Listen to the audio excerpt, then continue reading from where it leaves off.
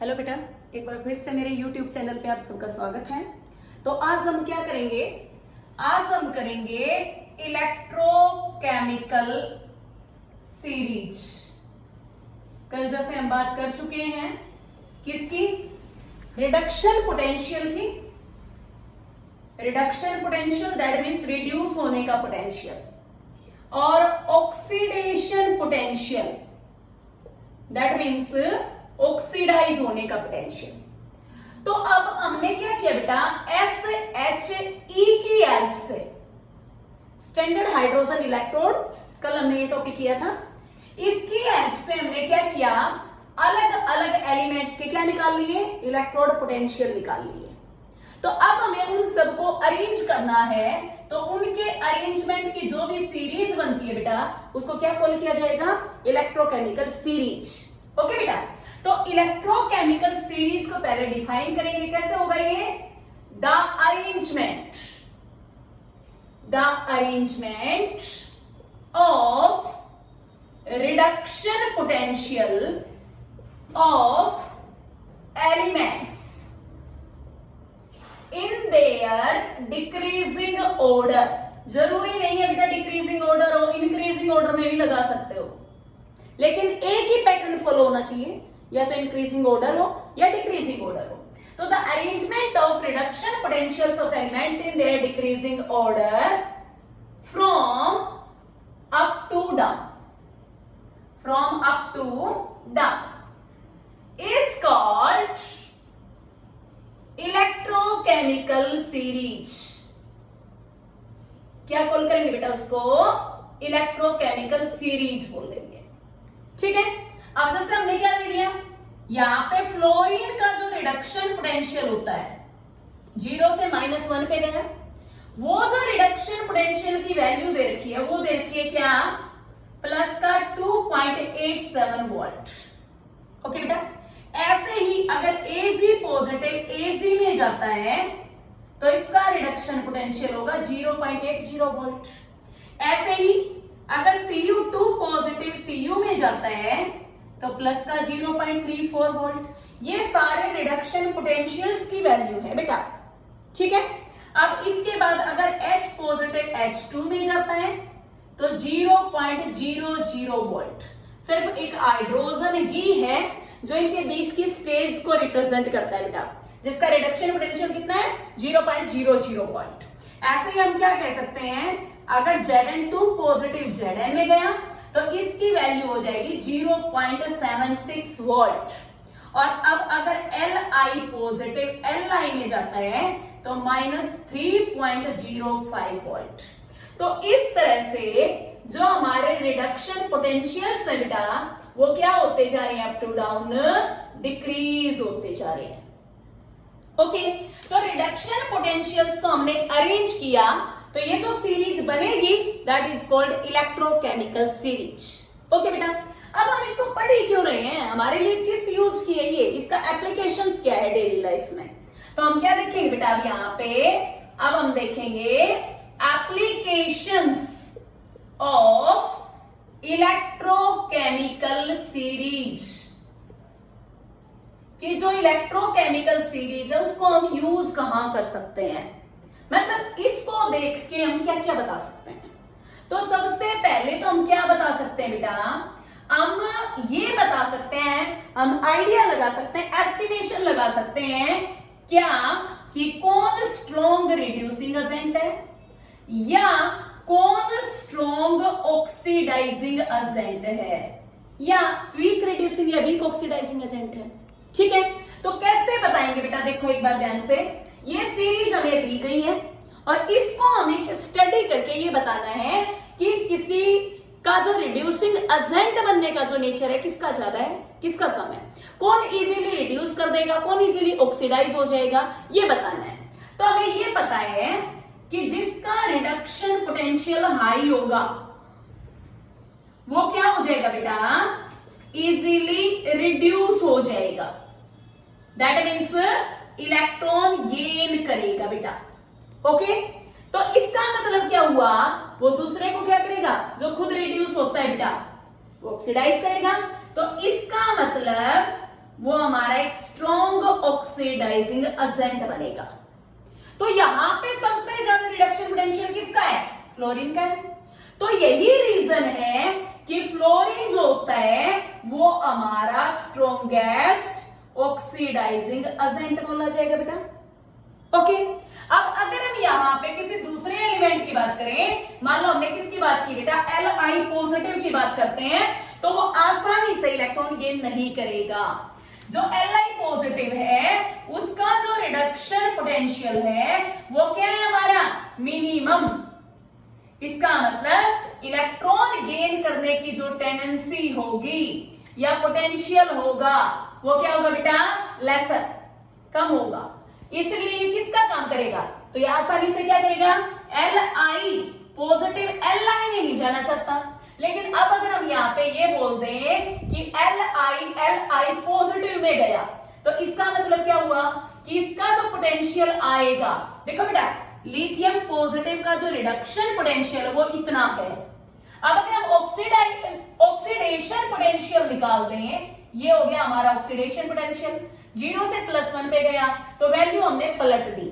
कल भी बोला गया था कि किसी भी एलिमेंट का जो रिडक्शन पोटेंशियल होता है वो उसके ऑक्सीडेशन पोटेंशियल के बराबर होता है, लेकिन अपोजिट इन साइन होता है बेटा। तो यहाँ पे जो लिथियम का ऑक्सीडेशन पोटेंशियल होगा वो सबसे ज्यादा होगा। इसका मतलब ये इजीली क्या हो जाएगा बेटा? ऑक्सीडाइज हो जाएगा। दैट मीन्स इलेक्ट्रॉन का लॉस कर देगा। तो इसलिए लिथियम हमारा क्या बन जाता है बेटा? जो खुद ऑक्सीडाइज होता है वो हमारा क्या बोला जाएगा? रिड्यूसिंग एजेंट बोला जाएगा। तो इस सीरीज को देख के हमने पहला जो यूज लिया इसका कहां पे लिया कि हम ये बता सकते हैं कौन स्ट्रॉन्ग रिड्यूसिंग एजेंट है, कौन स्ट्रॉन्ग ऑक्सीडाइजिंग एजेंट है। अगर किसी का रिडक्शन पोटेंशियल ज्यादा है तो वो स्ट्रॉन्ग ऑक्सीडाइजिंग एजेंट बनेगा, और अगर किसी का रिडक्शन पोटेंशियल बहुत कम है तो वो स्ट्रॉन्ग रिड्यूसिंग एजेंट बनेगा। क्लियर है बेटा? अब इसके बाद हम अगली एप्लीकेशन क्या देख सकते हैं? हम किसी एलिमेंट की रिएक्टिविटी बता सकते हैं बेटा। जो सेकंड एप्लीकेशन होगी हमारी सीरीज की वो हम क्या बता सकते हैं बेटा? वो हम बता सकते हैं रिएक्टिविटी ऑफ एन एलिमेंट। चाहे कोई हमारा मेटल है या नॉन मेटल है, हम उसकी रिएक्टिविटी बता सकते हैं बेटा। कैसे बताएंगे? देखो, अब अगर हम ये बोले कि कोई भी एलिमेंट है, अगर किसी का रिडक्शन पोटेंशियल बहुत ज्यादा हाई है, वेरी हाई, इसका मतलब वो इजीली इलेक्ट्रॉन गेन करेगा, मतलब भाग के इलेक्ट्रॉन ले लेगा। और बाकी इलेक्ट्रॉन कौन लेता है? इसका मतलब ये हमारा बन गया बेटा यहां पे स्ट्रॉन्ग, या हम ये कह सकते हैं रिएक्टिव नॉन मेटल। जो एकदम से इलेक्ट्रॉन ले लेगा वो हमारा क्या हो जाएगा? जिसका रिडक्शन पोटेंशियल बहुत ज्यादा हाई है बेटा, वो इजीली इलेक्ट्रॉन गेन करेगा और वो क्या बन जाएगा? Reactive non metal. और अब अगर किसी का रिडक्शन पोटेंशियल, यहां पे एग्जांपल दे सकते हो बेटा फ्लोरीन का, अगर किसी का रिडक्शन पोटेंशियल बहुत ज्यादा लो है, इसका मतलब वो आसानी से इलेक्ट्रॉन गेन करेगा नहीं, तो वो इजीली क्या करेगा? इलेक्ट्रॉन का लॉस। समझो बेटा बात को, अगर रिडक्शन पोटेंशियल बहुत ज्यादा लो है तो इसका मतलब उसका ऑक्सीडाइज होने का पोटेंशियल क्या होगा बेटा? Very high. तो वो इजीली इलेक्ट्रॉन का लॉस करेगा और वो हमारा क्या बन जाएगा? एक रिएक्टिव मेटल बन जाएगा बेटा। अब जिनका रिडक्शन पोटेंशियल अप्रोक्स 0 होता है, मतलब हाइड्रोजन के आसपास आता है, वो हमारी क्या होती है बेटा? वो हमारी होती है लेस रिएक्टिव एलिमेंट्स। मतलब इलेक्ट्रॉन दे के या लेके कुछ नहीं है वो। तो सेकंड एप्लीकेशन हमारी क्या बनेगी बेटा? कि हम इसके हेल्प से रिएक्टिविटी बता सकते हैं। अब थर्ड जो एप्लीकेशन आएगी बेटा हमारी वो क्या होगी कि हम इसकी हेल्प से पूरे सेल का स्टैंडर्ड इलेक्ट्रोड पोटेंशियल निकाल सकते हैं। क्या है third application? Calculation of E naught cell. क्या है बेटा? ये हमारा बनेगा standard electrode potential of the cell. Okay, तो ये, या इसको एक चीज और बोल सकते हैं, स्टैंडर्ड ईएमएफ, मतलब इलेक्ट्रोमोटिव फोर्स। क्या बन गया बेटा, ये हमारा इलेक्ट्रोमोटिव फोर्स। अब हमने बार बार एक वर्ड यूज किया है, स्टैंडर्ड। ये कब होता है? अब अगर सेल के अंदर हमने इलेक्ट्रोड ली है और उस इलेक्ट्रोड के अंदर जो सॉल्यूशन डिप है, मतलब इलेक्ट्रोड जिस सॉल्यूशन के अंदर डिप है वो हमारा सॉल्यूशन 1 मोलर है, तो अगर दोनों बीकर के अंदर जिसमें इलेक्ट्रॉन डिप है, अगर वो सॉल्यूशन हमारा 1 मोलर है, कंसंट्रेशन कितनी ली? 1 मोलर। अगर टेम्परेचर हम करते हैं 25 डिग्री सेल्सियस या हम कहें 298 केल्विन, तो उस सेल का टोटल पोटेंशियल, पूरे सेल का, एनोड और कैथोड को मिला के बेटा, उसको क्या बोलेंगे? ई नोट सेल, मतलब standard electrode potential of the cell बोलेंगे। तो ये कैसे निकालेंगे? देखो बेटा, ई नोट सेल, अगर हम एनोड का ऑक्सीडाइज होने का पोटेंशियल और कैथोड का रिड्यूस होने का पोटेंशियल जोड़ दे, देखो सेल का पोटेंशियल किसके कारण होगा? एनोड का ऑक्सीडेशन पोटेंशियल और कैथोड का रिडक्शन पोटेंशियल। तो हम ये कर सकते हैं, ई नोट कैथोड, और ये क्या लिया है हमने? कैथोड का रिडक्शन पोटेंशियल, प्लस ई नोट एनोड, एनोड का क्या ले लिया बेटा? Oxidation potential. अब मुझे एक बात बताओ, ये हमने लिखा है रिडक्शन पोटेंशियल और ये लिखा है ऑक्सीडेशन पोटेंशियल, क्या हम ऐसे कर सकते हैं कि 2a में से 3b को माइनस करो? यहाँ पे दोनों की जो टर्म्स हैं वो अलग अलग है बेटा, ये a की फॉर्म में, वो b की फॉर्म में है, तो हम इसको सिंपल आगे सिंप्लीफाई नहीं कर सकते हैं। ये हमारा रिडक्शन पोटेंशियल है और ये हमारा ऑक्सीडेशन पोटेंशियल है। अब हम इनको एक जैसा बना लेते हैं, ई नोट सेल, ई नोट कैथोड। कैथोड तो ऑलरेडी क्या था? रिडक्शन पोटेंशियल की फॉर्म में था, जिसमें हमारी टेबल है। और अब अगर हम यहाँ पे साइन बदल दें, मतलब इसको भी रिडक्शन में कन्वर्ट कर लेते हैं, ई नॉट एनोड, और अब ये भी क्या आ गया बेटा? Reduction potential. और हमें क्या करना है यहाँ पे? हम इसको रिडक्शन पोटेंशियल तभी तो कह सकते हैं जब साइन चेंज करेंगे। प्लस का था, क्या कर दिया बेटा? माइनस कर दिया।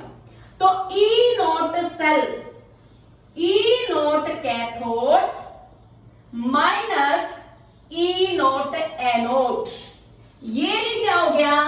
कैथोड का रिडक्शन पोटेंशियल, और ये भी हमारा हो गया रिडक्शन पोटेंशियल, और किसका? एनोड का।